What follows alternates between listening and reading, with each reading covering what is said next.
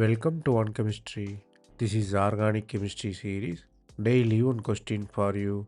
Here you have benzene cyclopentyl group attached there.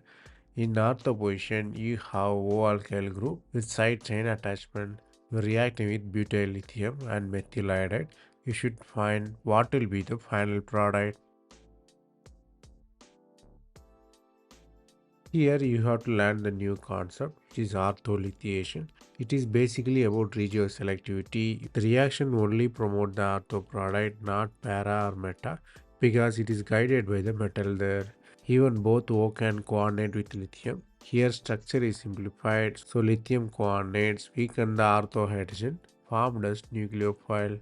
So benzene with charged nucleophile can attack methyl iodide, so you have new CC bond with orthomethylation.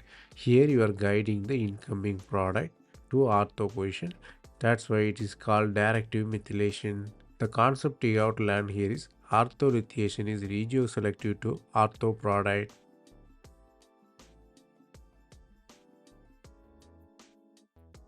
That's all from this video.